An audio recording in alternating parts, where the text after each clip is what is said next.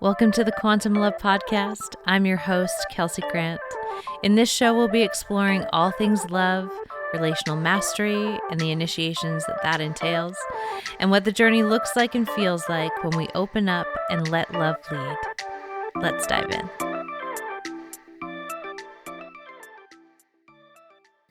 Hello, everyone. Welcome back to the Quantum Love Podcast.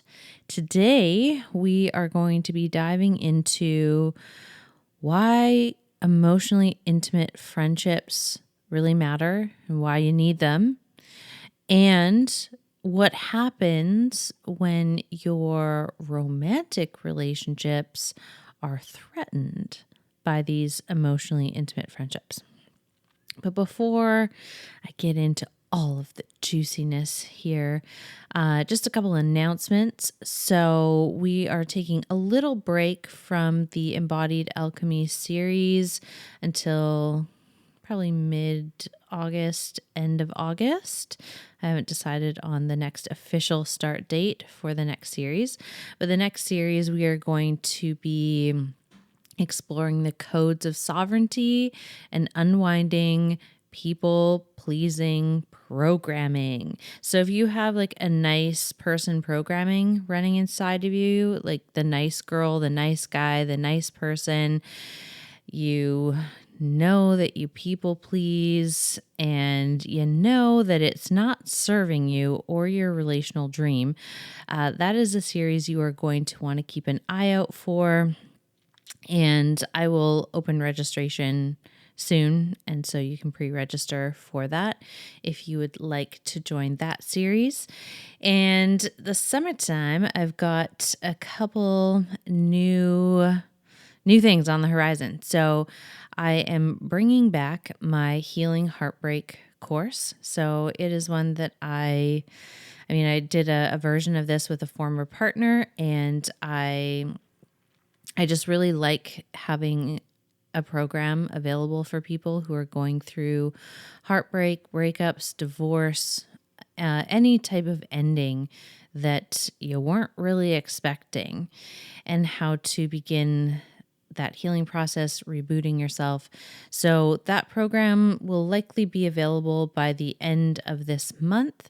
It is a self-study. There are audio modules, and I'm also including 3 live embodiment classes, because if we don't get into the body, that pain stays locked up, and then our armor goes on, and we tend to either create very similar dynamics, or we go in really walled off and then we feel lonely, or we feel like we're not quite getting what we want out of our relationships because we're not fully open. So this is a wonderful bridge to be able to tend to and alchemize all of the emotions that come up. And the embodiment work is perfect for that. So I'm going to be offering 3 live sessions. They're going to happen. There's one in July, one in August, and one in September.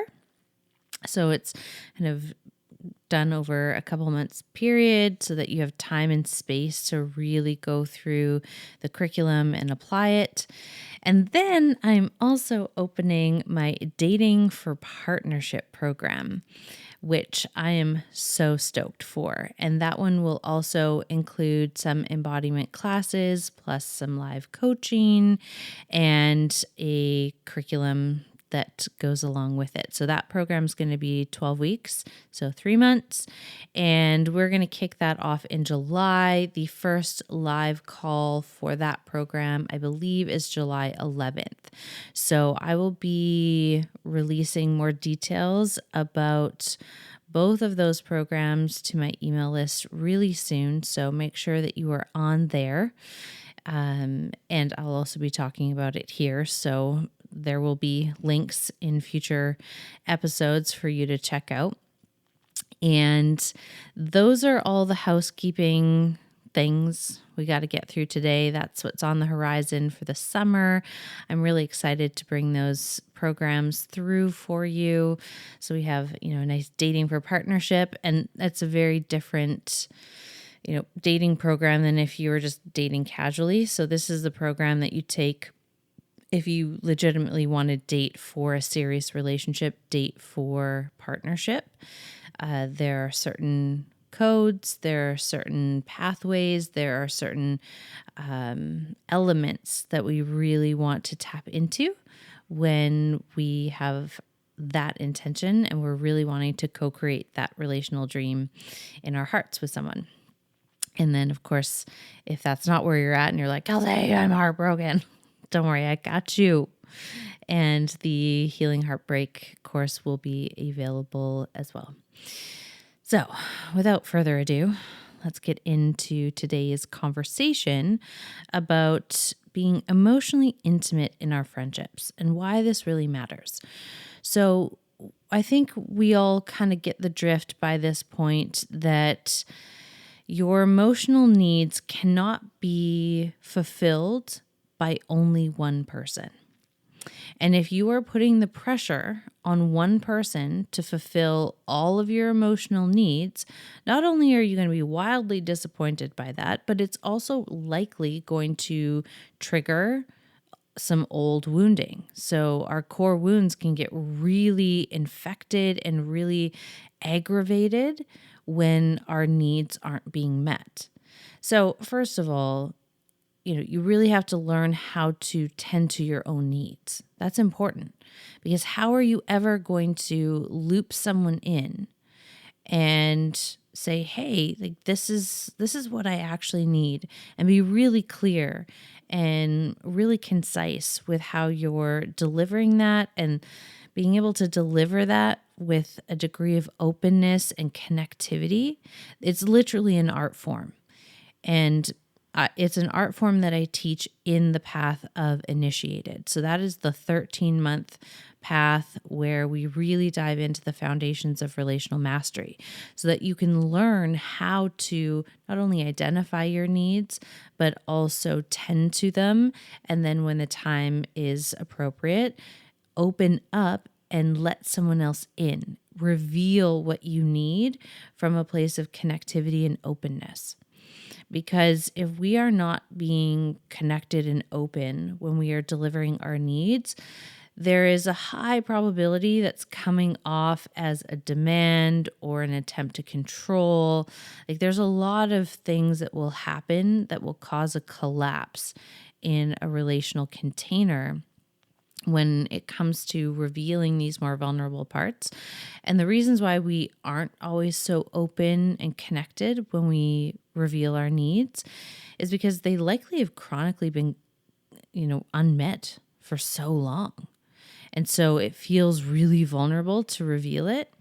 And so we kind of bring in this protection, this armor, which actually works against us, because it's the armor that people are reacting to, not necessarily your need, which is the heartbreaking thing to me, because oftentimes it's not that your partner doesn't give a shit about your needs or doesn't want them to be fulfilled, but they're reacting against your armor.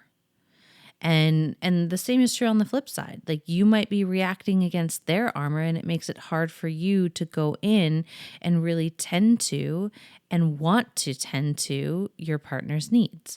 So there's a big difference if someone comes at you and they're more aggressive and they're kind of really standoffish and maybe even a little cold, and they make a demand of you.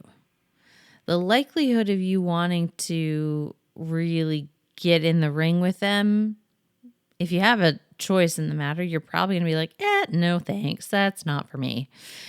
And there's a very big difference when someone comes to you open, when they come to you connected, and you can feel them. You can feel their heart. You can feel the truth of what they're saying. You can feel their vulnerability.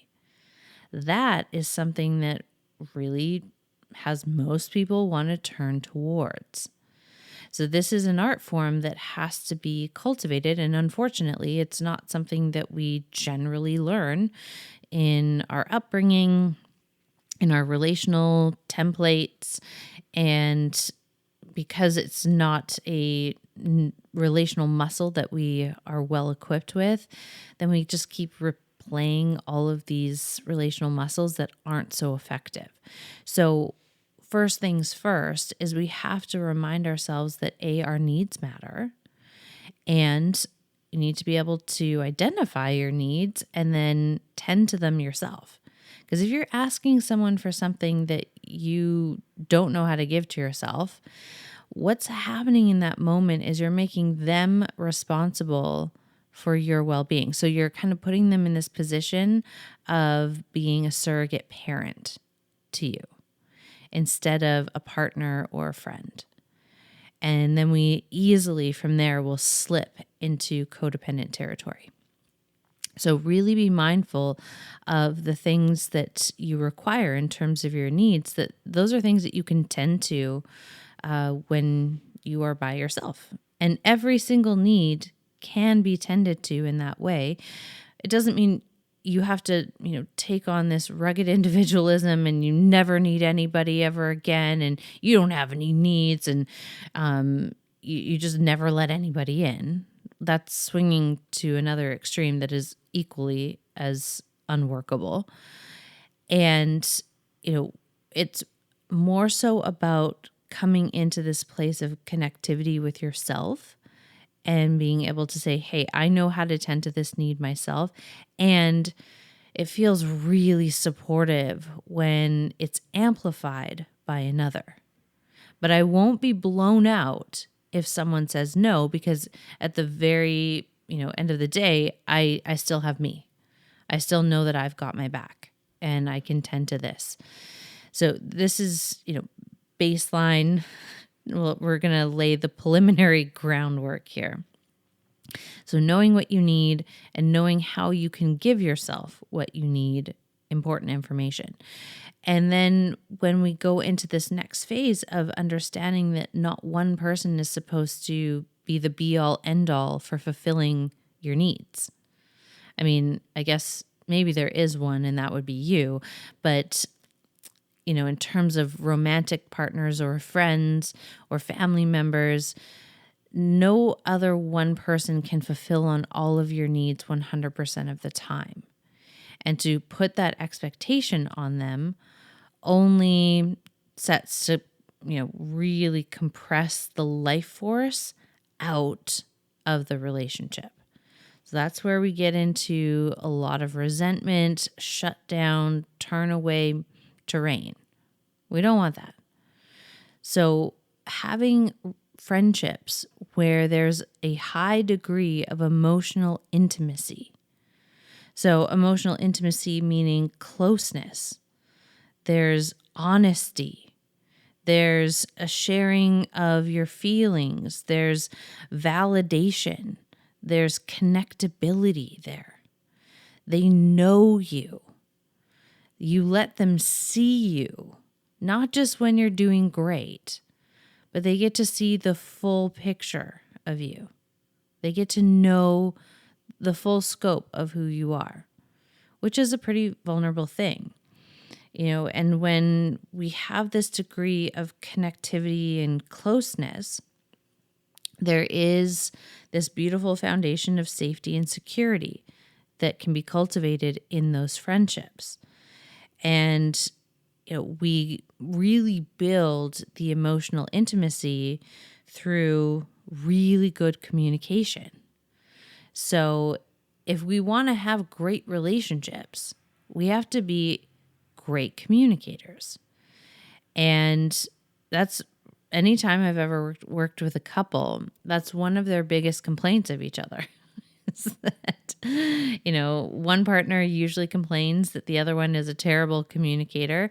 But if I get them both alone, they both have an occurring world of themselves that they both are great communicators. It's just the other one that is the problem. And that's the problem, is when we individually think that we're the good one and we have the good communication skills and it's the other person that has the bad communication skills.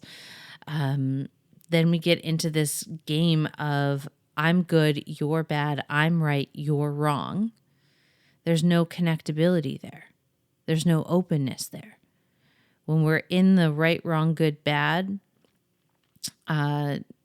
cage, like, because it really is a cage, there is no spaciousness, there is no openness for connection because we're too busy putting on the protection. We're too busy walling off and like coming up with all of our arguments to support our point.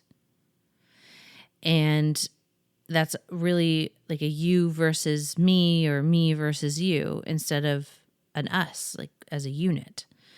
And there's an us unit when it comes to friendships, when it comes to your intimate relationships. There's this element of us, connectability, relationship. And without really cultivating the muscles of good communication, it's very hard to build an emotionally intimate landscape in your friendships or in your romantic relationships. So by learning how to really listen, this is such an important skill that most people aren't great at. Engaged listening. So there's this beautiful energetic transaction that will happen when we are in the presence of someone who's engaged as we are speaking. So they're really an engaged listener. You can tell when somebody is listening to you and you can tell when they are not. Most people are not listening. A lot of people are in their head having a very different conversation. And then there are people who are listening, but only so that they can respond. They're not actually listening to hear you. And maybe you fall in these categories. It's very possible. And so it's really important that we take an honest inventory with ourselves. Like how good of a listener am I really? Am I present with someone when they're speaking? Do I really hear them when they're talking? Am I able to understand the layers and the nuance of what they are communicating? And if I had to, would I be able to reflect back to them what they have said in a way that they feel really understood? Because if we are like, and this happens a lot where someone will be listening and instead of like hearing what you're saying, they're really off in this other zone of like how they would feel in that category. And so they try and finish your sentences based on how they would be navigating that situation. And most of the time when that kind of stuff happens, it couldn't be further from the position that the speaker is in. And when that happens, when a listener shows that they are so off in a completely different field than where the speaker is, that busts connection. That if that happens over time, and it happens consistently over time, it also really busts trust. Because you know that that person's not really listening. They are trying, and a lot of the time when this happens, I just want to be really clear. It's an attempt to establish connection. It's an attempt to establish rapport. Like, oh yeah, I went through that too. Have you ever had that happen where you're sharing something and then the person listening literally hijacks the conversation? It's like, oh yeah, this one time I went through the exact same thing. And then they start telling a story and you're like, what the fuck? That couldn't be any further from what I'm actually talking about here. Or the way that they're interpreting the situation is light years away from where you actually are. So that happens when, we can't be present in ourselves, when we can't receive. Like active listening is a really receptive stance. You're literally rooted, you're connected, you're open, and you're receptive. And you're paying attention to what's being said. You're paying attention to cues in their body, cues in their face that also support the communication. And you're taking all of that information, and at the very end, when they are done speaking, so you're not interrupting them. And this happens a lot where people just interrupt in the middle of a story and like pull it off center. And not because they're trying to be jerks, but you can tell when someone's really not listening. And if that happens enough, the speaker might just shut down and say, okay, well, there's no point in talking to this person because they're not really hearing me. And if you have a persistent complaint in your relationships of not being heard, this is an important area for you to look at. Look and see, when you're the listener, how well are you really hearing what is being communicated? Because you will likely find it's a lot harder than you think, first of all. But as you attune and up-level your listening skills, your experience of being listened to as well is going to transform.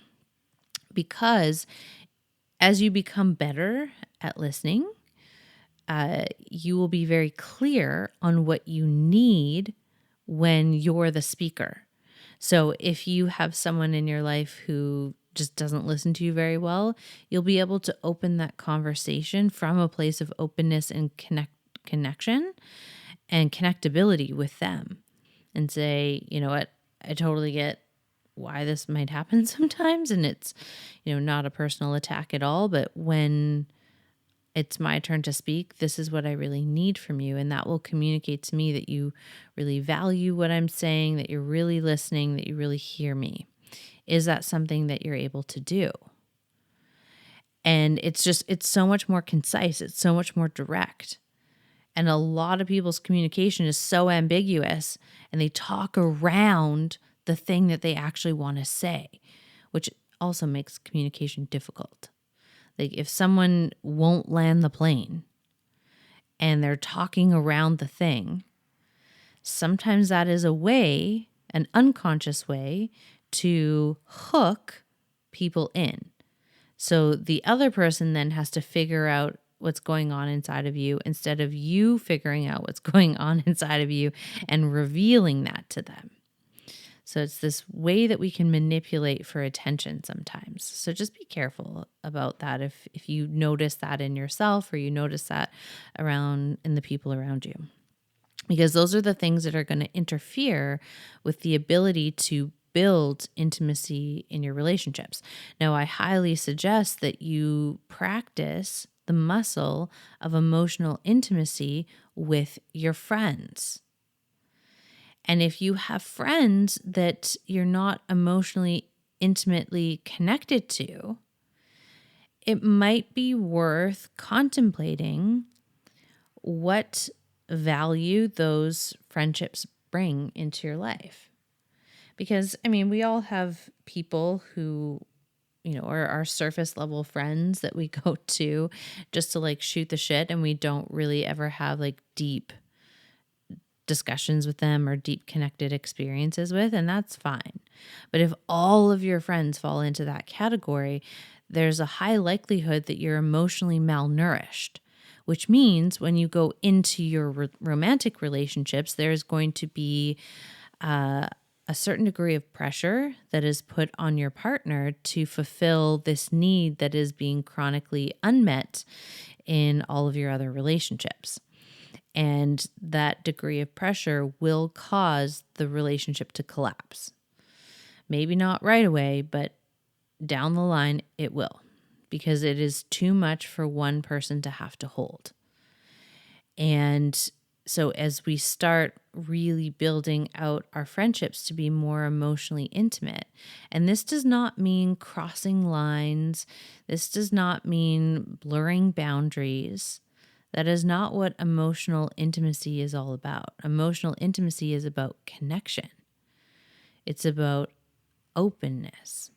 It's about the ability to really reveal what's happening inside of you and what's going on in your life and be met inside of that. To have people in your life who actually care and give a shit about who you are and what you're going through. This really matters. People who can hold space for you when you're going through something big. People who are able to talk about the hard stuff, to navigate conflict. This is interesting. People who are effective at navigating conflict have a high degree of emotional intimacy in their relationships, because emotional intimacy increases every single time that you face a problem together, you problem solve, and you get through the sticky, crunchy territory. There is this deepening of connection and intimacy that happens. And so if you're conflict avoidant, there's a high probability that the relationships that you're conflict avoidant in are the relationships where there is minimal emotional intimacy, where you feel malnourished, and then that might collapse you into some compensatory behaviors. So ways in which you try and manipulate or pull to get your needs met because they're not getting met on a regular basis. And when we are able to really up our conflict skills, our ability to have hard conversations and stay anchored in ourselves, stay open, stay connected, that is going to take you into this terrain of like, whoa, we just connected on a whole other level. And I know you so much deeper now. The reason that my friendships are so rich is not because all of us are some, special species of human that, has magically aligned and harmonious relationships 24/7. That is not it. It's because each and every one of us refuses to fall into the collapse of being conflict avoidant. And we are willing to bring up the things that bother us when they bother us in a way that invites the other person to meet us in the conversation. So if you just go guns blazing and you attack the other person, you make them wrong, you villainize them, there's not a lot of likelihood they're going to want to meet you in that conversation. But when you're able to reveal, like, hey, when this happened, it felt really sticky in my system. This is what's been going on for me. These are the stories I'm making up. This is the impulse that I have. Like, I had to navigate this recently with someone in my life that I really care about. And, there were some things that were said, and it immediately triggered my impulse to cut and run. So I could feel the armor trying to gain momentum, and like I could feel it like coming up my system. And the impulse would historically have been to like cut that relationship, been like, fuck you, you're the worst. I never want to talk to you again. Good riddance. Talk to you never. That's how I would have dealt with it 20 years ago. And now I named what was happening in real time of like, ooh, I'm having a lot of sensation in my system. I'm feeling really sad. I'm feeling really disappointed. There's also a little bit of anger that's showing up. And I have this impulse to turn away and to shut you out and to cut this off. And I'm committed to something way bigger. And I'm not going to do that. But I might need a couple days to kind of move through my feelings and be able to revisit conversation 2.0 in a couple days after I've been able to metabolize a little bit more. And then we did conversation 2.0, and it was so gorgeous because both of us got to air the projections, the distortions, the things that we were making the situation mean. And then by revealing this layer by layer by layer by layer, we got to the heart of the matter, where I connected to their core wounds, they connected to my core wounds, and we were able to give each other the thing that we really needed. I needed to hear that no matter what, they were going to be there for me when it really counted. And they needed to know that no matter what, I love them more than any degree of disappointment I might feel because of the choices and decisions that get made. And there was this deep, deep healing that happened that, forever will change the course of both of our romantic relational imprints and the path that we walk. But it also deepened our friendship. There's this level of awareness and closeness, but also this freedom that happened in that relationship, because now I know that we can navigate those waters. So there's this freedom to really be myself. There's freedom for them to really be themselves in this dynamic now, because we both trust each other. We both trust each other to be able to show up really powerfully, to show up as responsible, relational adults. And that really anchors in deeper emotional intimacy. Another way we can really start to build emotional intimacy is, by talking about our feelings and like getting more connected in the emotional domain. So even being able to just identify your own feelings and let someone know that these are feelings that I have sometimes. They freak me out, or being able to name it in conversation as it's happening. Like that is, a level of mastery, which again, we navigate that and we lay that foundation in initiated. All of these like foundational relational concepts I teach and we practice in that container.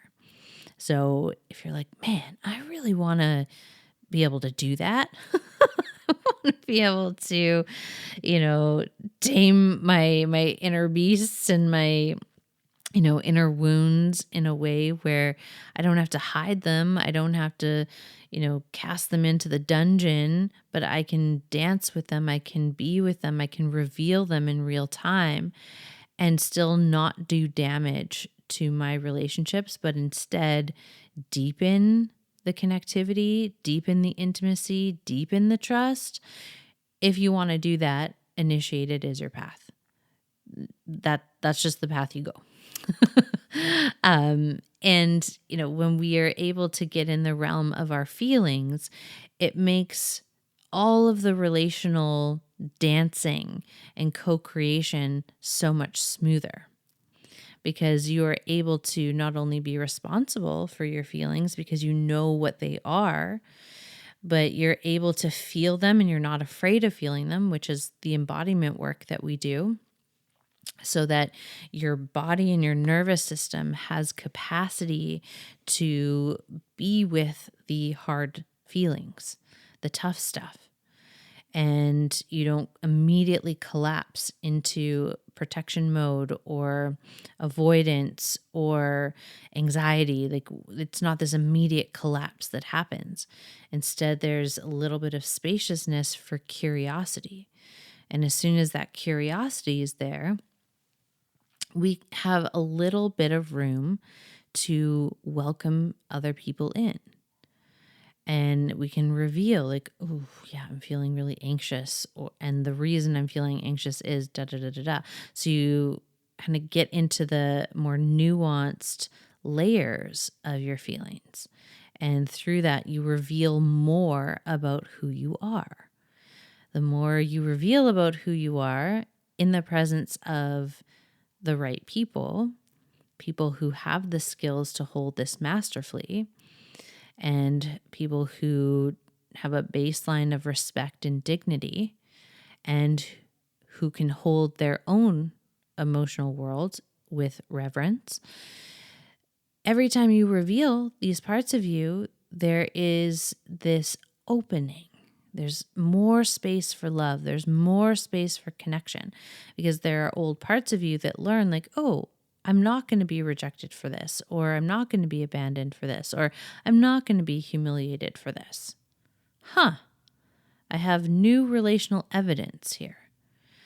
And the more new relational evidence that we build, the more we kind of get to flow and create on this momentum of quantum love, this momentum of healthy conscious relationship. It's really cool stuff. Really cool stuff. And, a couple other ways that we can build emotional intimacy in our friendships is, having someone who can validate your perspective.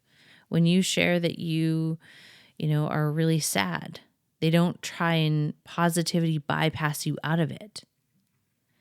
They can say, yeah, that makes sense why you're feeling so sad. And I can sit here in the sadness with you. Like nothing has to change. You don't have to be anything else or anyone else. Like I can be here with you. And of course there's always a line, because if someone is constantly in a collapse, it doesn't serve them to keep, pouring in those ways. But, when this is, a natural point in someone's life where something really hard or really sad has happened, it makes sense to meet them in that. And when we can do that for our friends, and this is really important, if your friend's going through something really hard and they have some kind of crunchy feelings about it, you trying to get them to see the bright side or getting them to see how wonderful they are is only going to have them wall off and probably get pretty pissed off. Because nothing is worse than someone who doesn't understand what you're going through and tries to get you out of where you're actually at. The avenue for getting out of where you're actually at is through the admission of where you actually are. So being able to admit wherever you are and feel it all the way through. Now, the reason that people will try and bypass you and get you to bypass yourself in, positivity land, or, oh, you're so great. Like, why don't we look at solutions and why don't we fix the problem? So fixes, solutions, and positivity bypasses are all attempts on the other person's part to avoid feeling what witnessing you in your feelings brings up in them. It has nothing to do with you. It's actually kind of selfish. They in these ways, like the solutions, the fixes, and the positivity bypass isn't about you coming through it. It's about you coming through it so they don't feel uncomfortable about you being in your feelings, because they don't have a relationship to those feelings within themselves. They try and outrun those feelings. So how could they hold space for you being in a feeling of disgust or fear or sadness or anger if they reject those feelings within themselves? So again, we really want to pay attention to the company that we keep. Because if someone constantly bypasses their own feelings and everything is awesome all the time and, it's always the bright side, well, chances are that person doesn't have a very healthy relationship to the rest of their core emotions. Therefore, whenever you touch any of your other core emotions, that is going to trigger them. And they're going to want to get out of that as soon as they possibly can. So those are, that's a way that we bust emotional intimacy, both in our friendships, but also in our romantic relationships. Now, emotional intimacy is not offloading and dumping onto somebody. So it's not when you're like really full emotionally and you literally barf that onto somebody else and expect them to just hold it. And then after you feel better because you just like cleared out your system, you like take off. That's not emotionally intimate at all. Trauma bonding is also not emotionally intimate.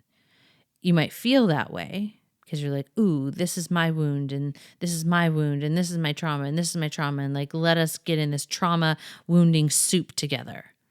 You might feel like it's intimate and close, but there's actually not true intimacy that is being cultivated there.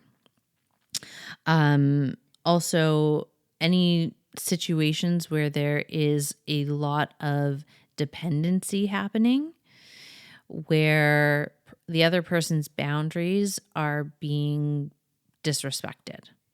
So it's okay to depend on people. Like, don't distort what I'm saying. It is totally okay to depend on people. But if you are going into the collapse of dependence where you can't function on your own and you're literally pulling at someone else to try and save you, to rescue you from your experience that you're having, that is not emotionally intimate either. That is wildly codependent.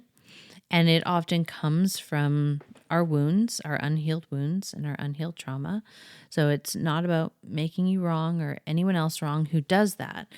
But it needs to be recognized that that isn't a healthy strategy for connection. So it won't actually get you what you're after. And we have to be able to give up, and we have to be willing to give up these strategies that we have that are ineffective, that really don't serve the relational dream in our heart if we want to create the relational dream in our heart. So, when we want to build emotional intimacy within our friendships, obviously the first thing to do is engage listening. And another way that you can build that is through problem solving with each other. So, whether that's, navigating conflict really well with each other, practicing those skills with each other, but also, really bringing forward your feelings to each other.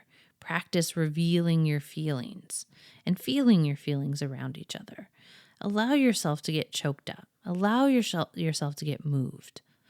Like, that is immediately going to bring down the walls and open connection and really anchor the two of you in this really beautiful place.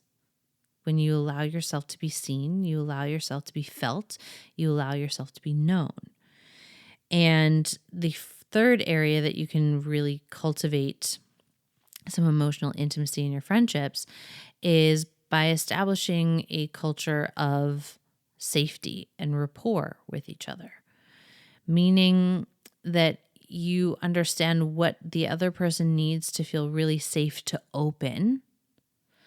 Okay, that's very different from, the safety distortion that happens out in the world a lot right now, which is like, I never want to be triggered. Don't you ever say anything that upsets me. That's not safety. That's coddling. That's actually keeping you from your most expansive and honest and mature self. That isn't safety. It's coddling. But what do you need in order to feel safe enough to really open in the presence of the other person? And what do they need in order to feel safe enough in your presence to fully open? That's where we get into the juicy territory of relational safety. Relational safety isn't trying to prevent the landmines of our triggers and never say anything that the other person is offended by or upset about.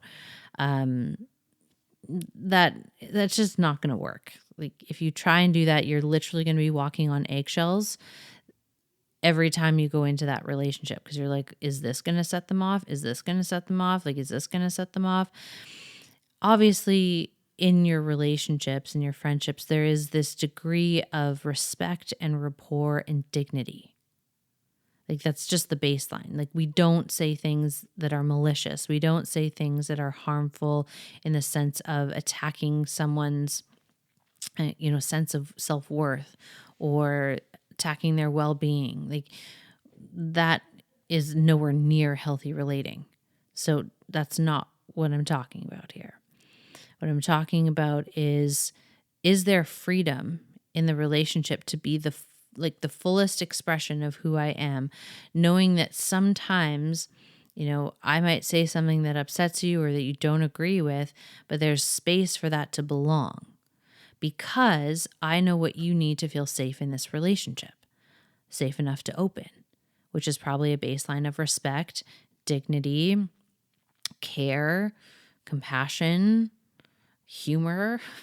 Like there's probably a lot of things that will help you feel safe enough to open.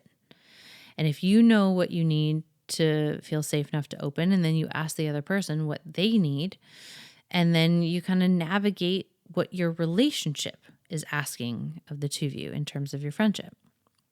So when we have established friendships that are really emotionally healthy and really emotionally intimate, what can happen when you get into a romantic relationship is the person that you are in a relationship with might feel threatened by that.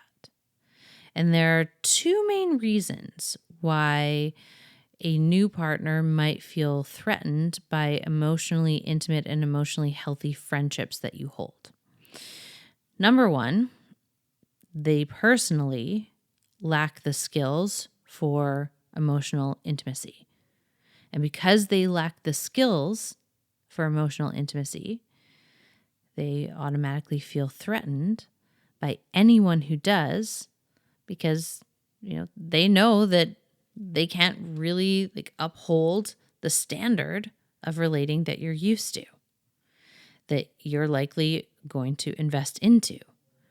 So there's this wobbly feeling that will happen. Another reason why they might feel threatened is because there's emotional intimacy missing in the relationship. So if you, and I used to do this, where I really compartmentalized my relationships. So I would have really emotionally intimate friendships with both the men and the women in my life.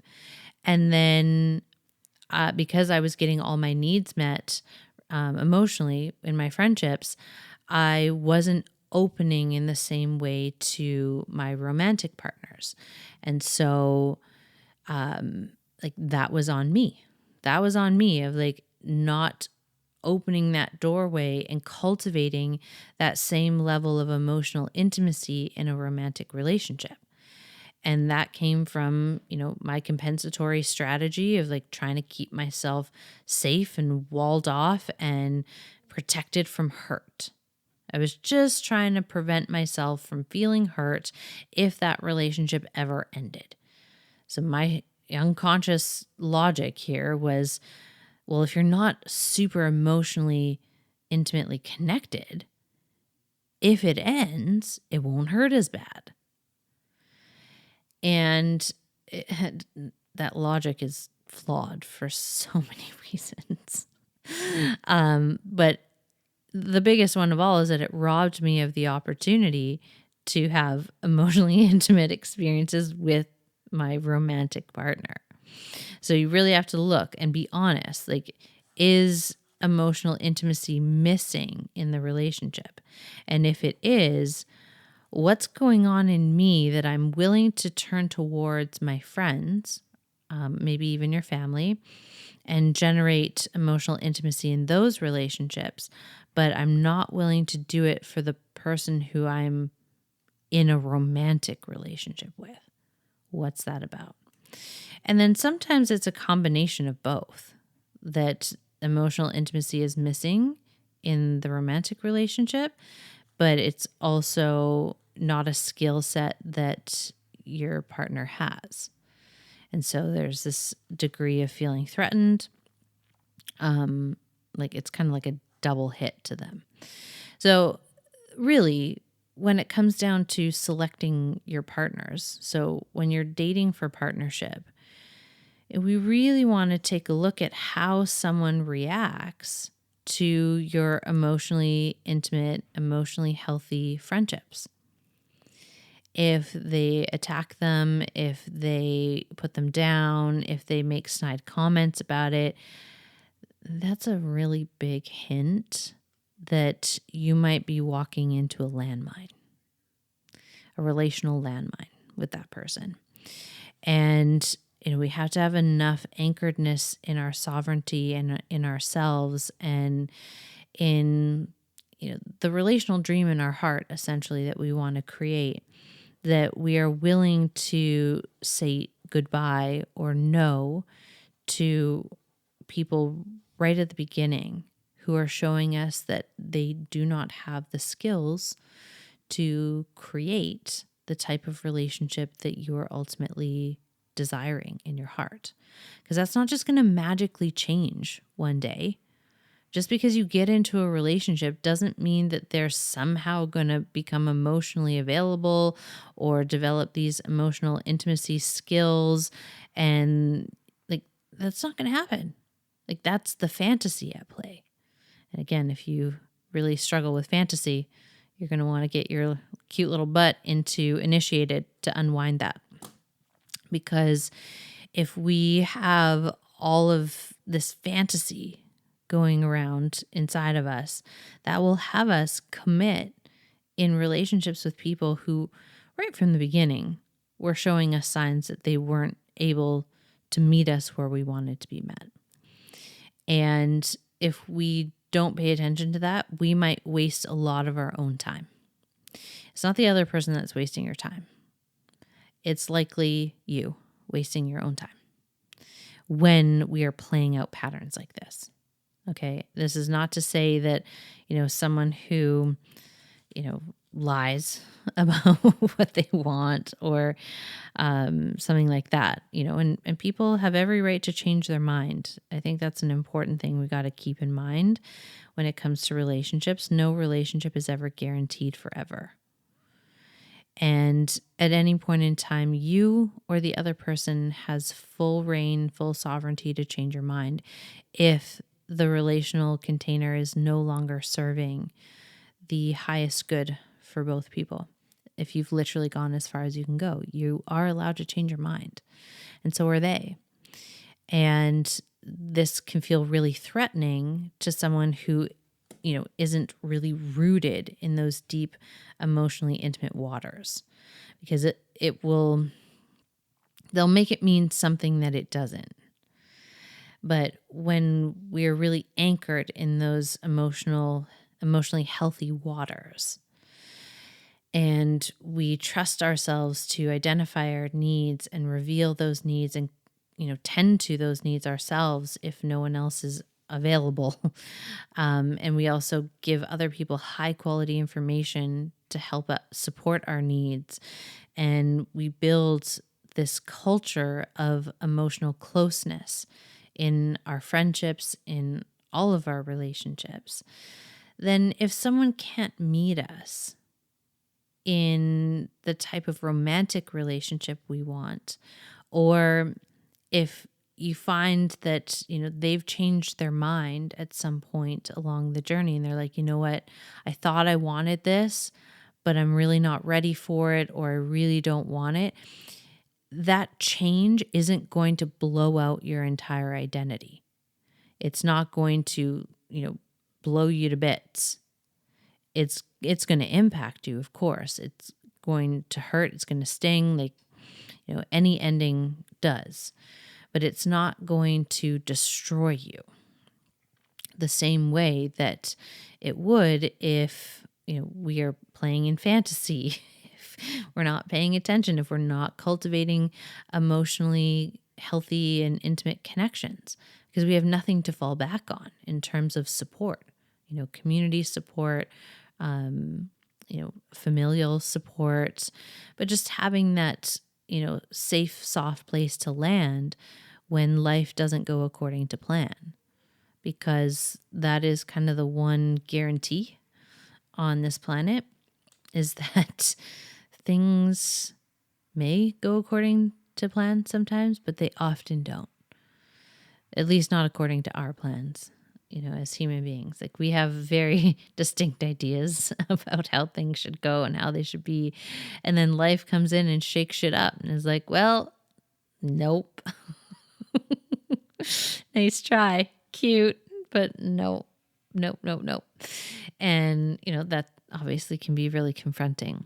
But the more emotionally anchored we are, the more we understand that it's okay to feel our feelings, and, sadness and disappointment and upset are all part of the process. They're all part of the human landscape here. And there will be times that we are meant to feel them. If, a partner says, hey, I've gone as far as I can go with you, we can feel our disappointment. We can feel our anger. We can feel our sadness. We can feel our fear and still remain open to the relational dream in our hearts. So I think that's all I needed to say about that today. Yeah, I think my rant's done today for that. So if any of these parts pinged you and you want to have a deeper discussion about, this podcast episode, and you're not quite ready to come into the other programs, then you can join my introductory membership, the Quantum Love membership, and we will be doing, discussions around the podcast episodes in there. There's a lot of extra content in there, some workshops, and, you get access to worksheets that you can, practice some of these skills. And you also get access to Q&As with me, and live Q&As, and drop-in classes for the Embodied Alchemy series. So there is a drop-in class this month. I haven't decided the theme yet. It's the last Sunday of June. And if you are in the Quantum Love membership, you get access to that as part of your membership. So you also get that class if you're in Initiated, or if you're in the Embodied Alchemy membership. Those all include the drop-in classes as well. So I will pop the links in the show notes. You can keep an eye on that for the drop-in class. And I love you all. I hope you have a great weekend, day, wherever you are in space and time. And I will be talking to you very soon. Bye, friends.